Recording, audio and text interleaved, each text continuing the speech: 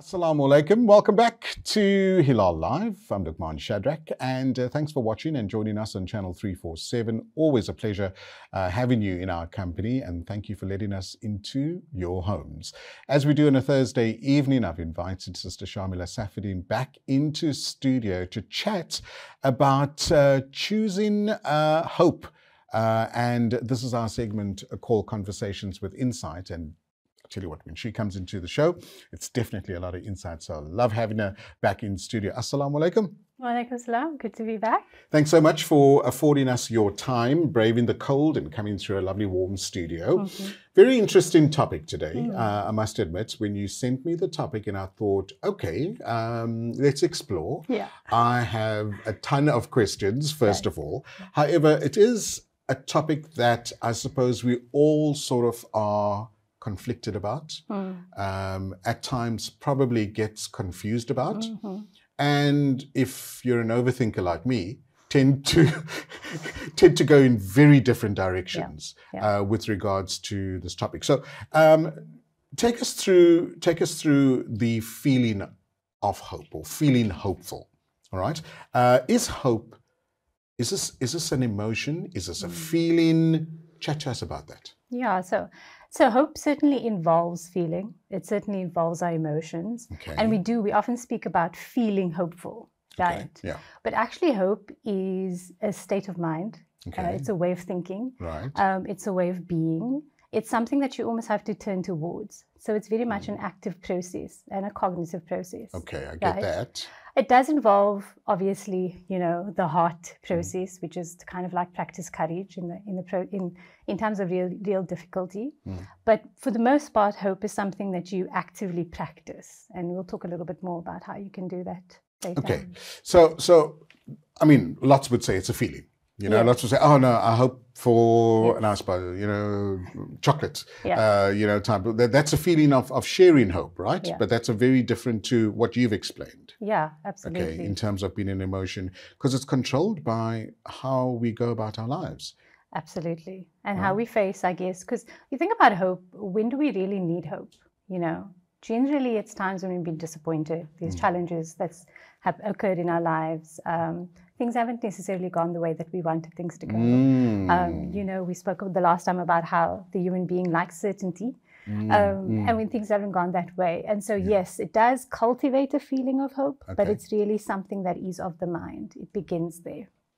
Interestingly enough, you said about, always wondering and anticipating how things go in our life as well, because that also, I would imagine, affects certain parts of our body, our brain, our heart, even other parts of our internal structure as well. Would hope also do that? Absolutely. So I think that two of the things that's very much involved in sort of cultivating hope is optimism and our willpower. Right. So when you think about, so you think about optimism being always, being in the hope of something, having a positive outcome, right? And then our willpower, which is our ability to look at long-term goals and sacrifice maybe short-term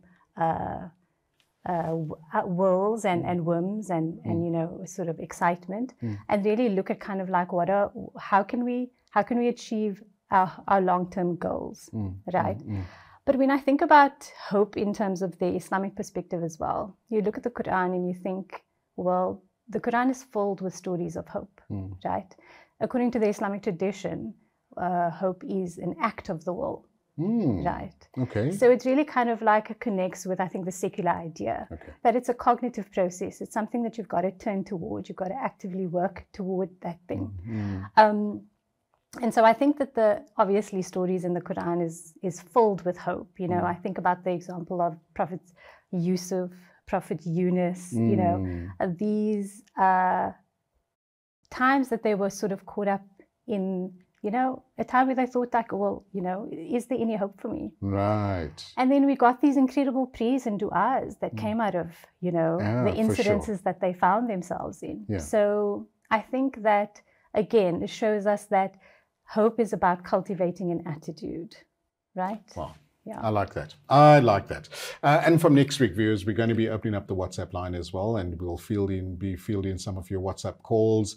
So do join us every Thursday at 5:30, where Sister Shaamiela will be talking to us on our very important show called Conversations with Insight.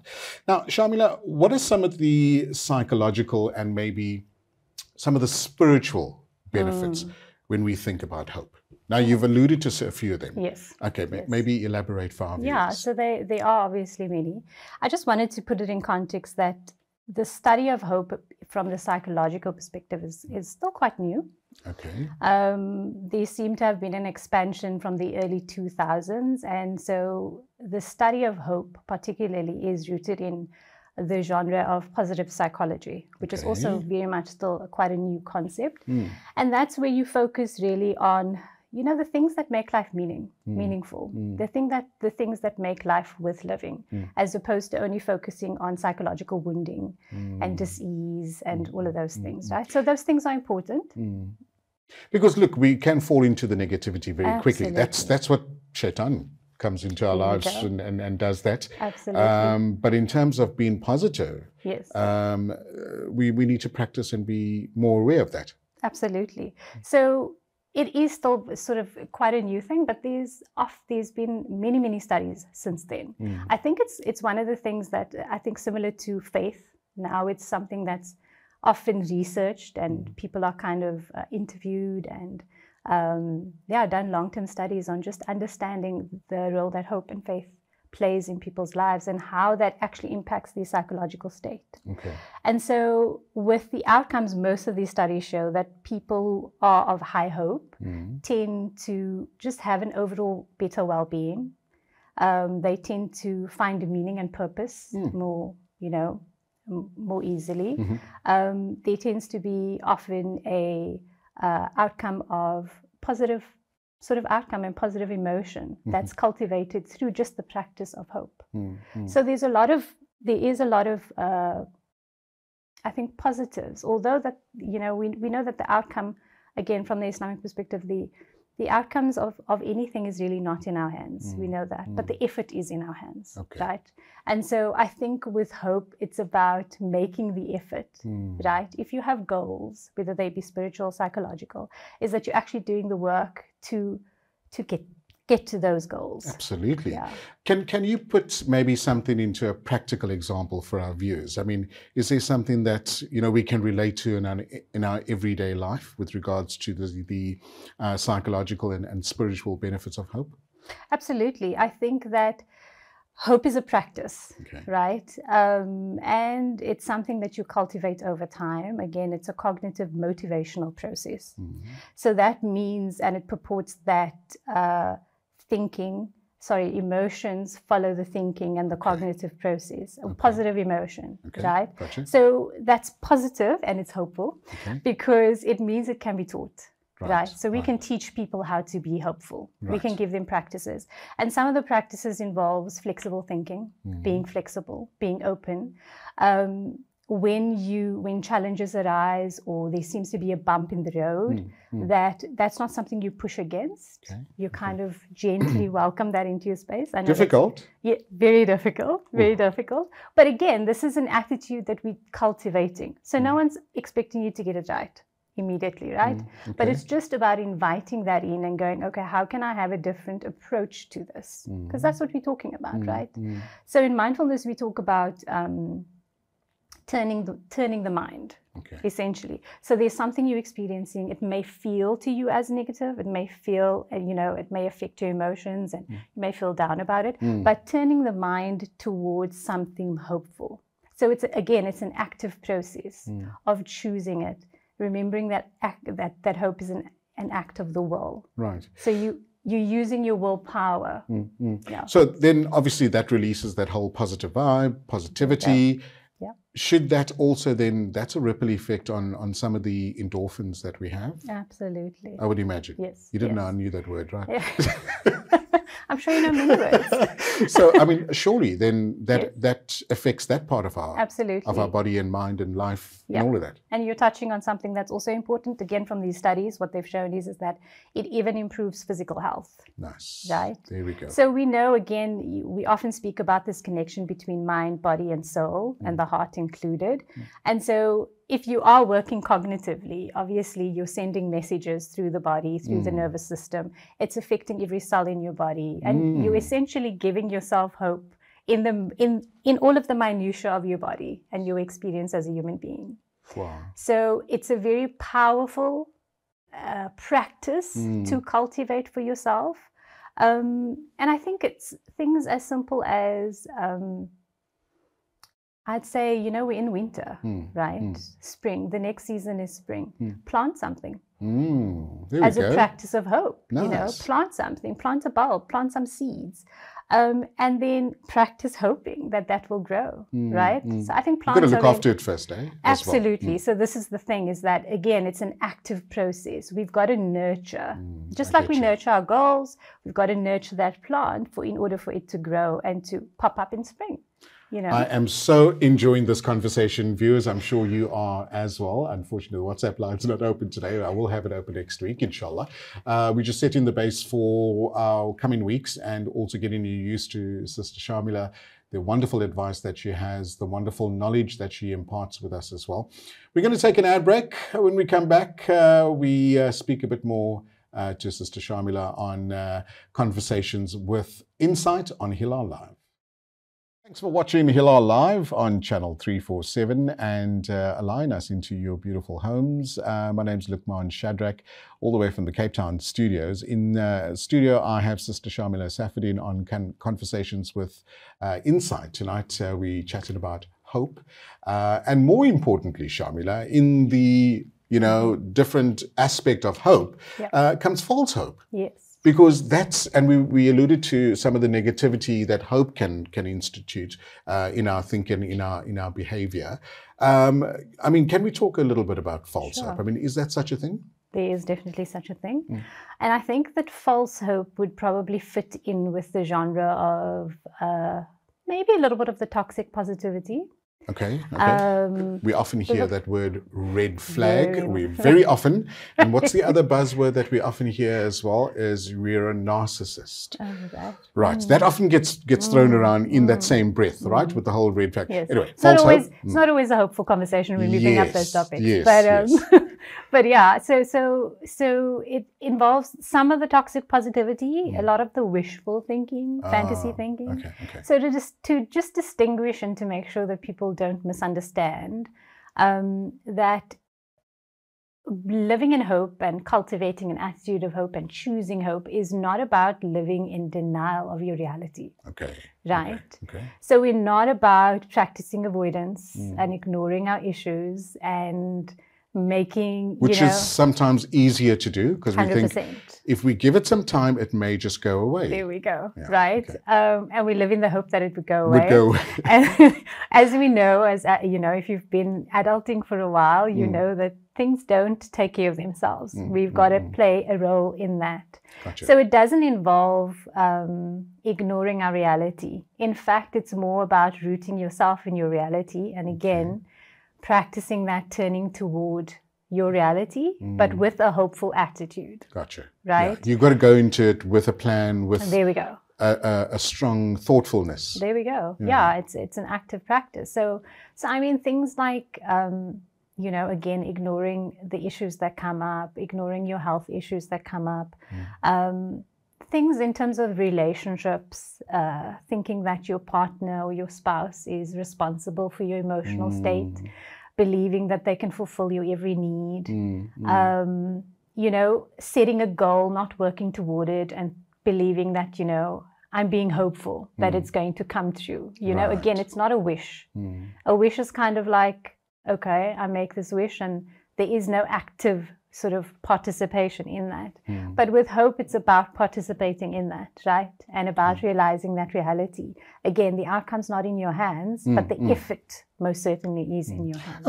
Yeah, I suppose, hand in hand, that would work with putting a clear-cut goal plan in place in order to ensure that this works, as much as you're hopeful that it would work. But if you put in clear-cut plans, Right. I mean, what does the Quran say about that? I mean, in terms of how we need to have a clear-cut idea of There we go.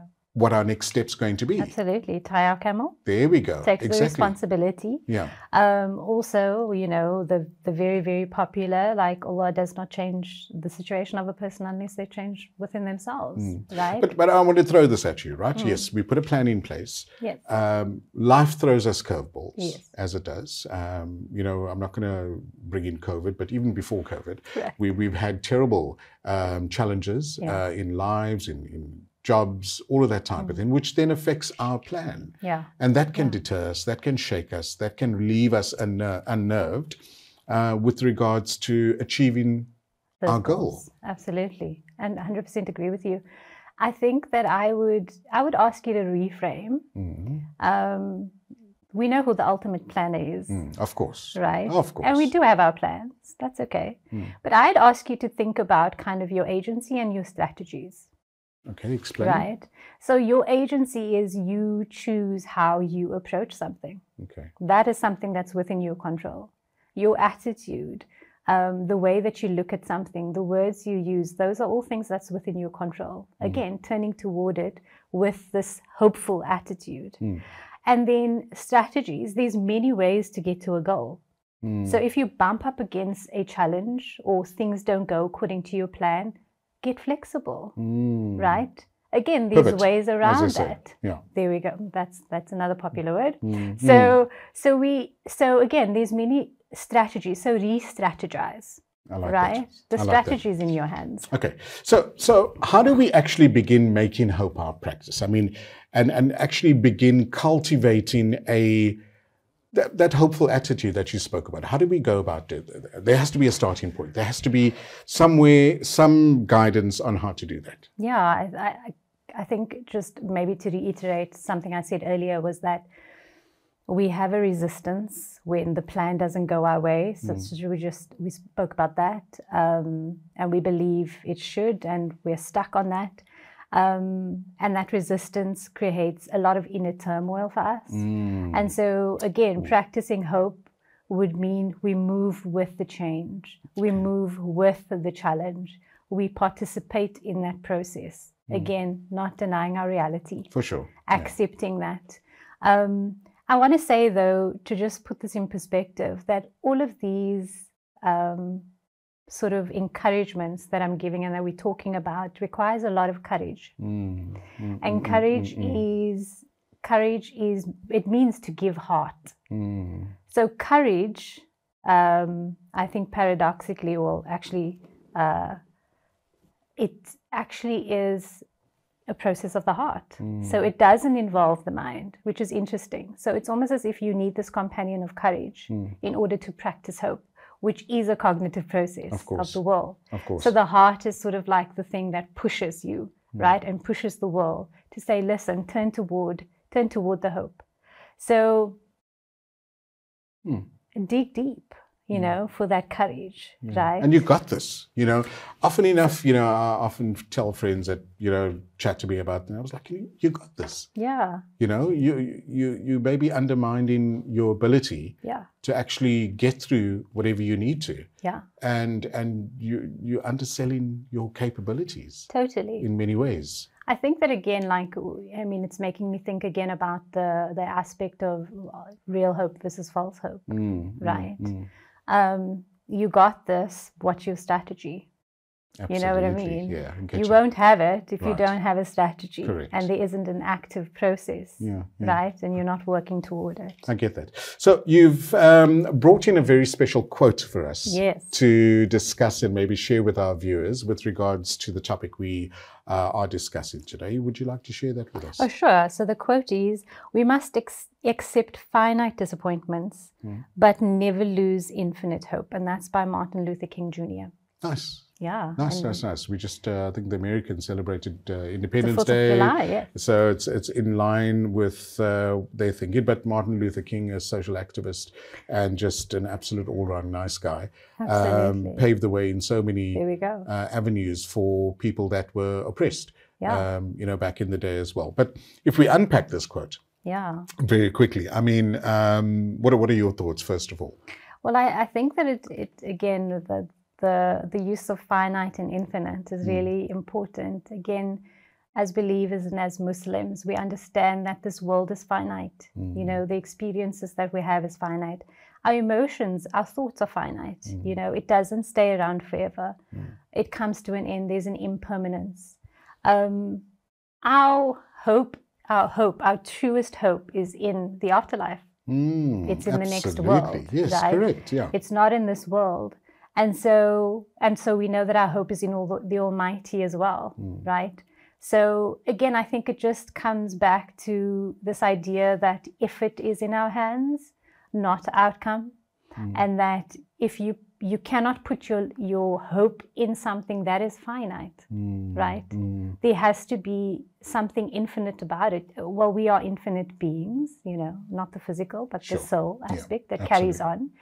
And then I think about, you know, we've just witnessed the beauty of the return from the pilgrimage for the people that made it home safely. Alhamdulillah. And I think about the pilgrimage as the greatest act of hope. Of course. You know, they've just left the Mount Arafah. Correct. Standing and reborn. Absolutely. Yeah. So, I mean, how beautiful that you get this opportunity to have your slate, you know, be clean and to come and live in the hope, right? Giving me chills and goosebumps here. But it's so beautiful that the Almighty has given people this opportunity to come back renewed and to live in the hope of something different. Correct. Right? So again, in our tradition, we have all these beautiful metaphors, the Quran, the stories, even the acts, right?